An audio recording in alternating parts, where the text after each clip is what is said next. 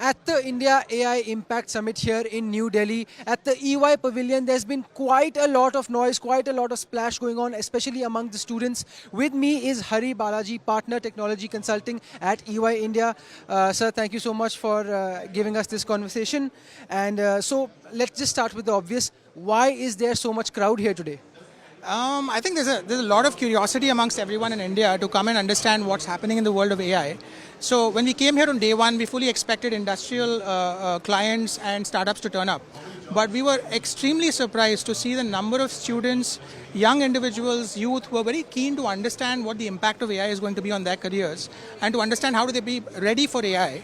And therefore, we really had to rethink how we run the booth. And so now we have, for example, we are also, we've got a QR code out, and we're also trying to sort of make sure that people are aware of the opportunities at EY, and also have some of the talent sort of come up to us and apply.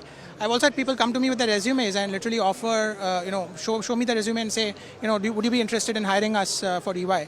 So I think it's been a very interesting mix of people, extremely high level of curiosity, extremely high willingness to sit down and actually listen to what is going on here, and to take notes and to sort of absorb all of that. So I think it's been a tremendous experience for us. Okay, so I've heard that you've made some upgrades to your generative AI studio, and that's what's got people really excited here. Could you tell us what it really does and why has it got people so excited about it? Sure. So what you can see behind me is our EY India EY.ai generative AI studio. We call it Dragonfly. So it's been in existence for more than 2 years now and has already been widely adopted by a number of enterprises. What's been interesting for us is that, look, in the world of AI, things are changing very fast, right? So one of the things that we've had to do is constantly upgrade our stack. So in the beginning, it was just LLMs and RAG perhaps, and now we've had to think about agentic and MCP and guardrails and risk and so on and so forth.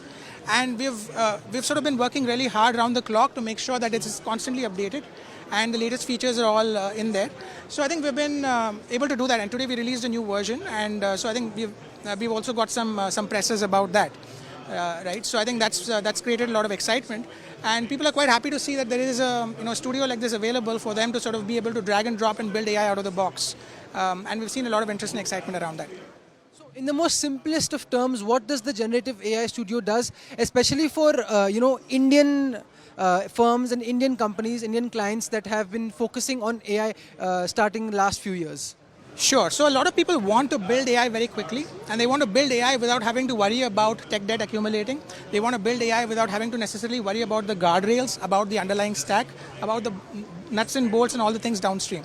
So what the EY.ai generative AI studio called Dragonfly also does is it makes sure that all of these problems are solved for you. So you just have to worry about building your apps. You just have to worry about the application layer and not really about all the nuts and bolts, and we take care of all of that for you.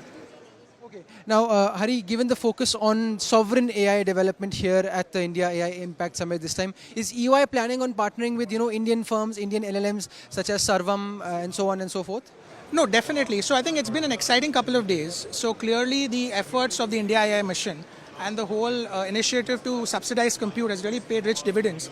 The last couple of weeks we've seen some amazing announcements from Sarvam, Jnani, from Bharat GPT and many others. Right, and while we've all been busy here in our booth, we're very excited to go back and actually review all those announcements and try out all the new things that have come out.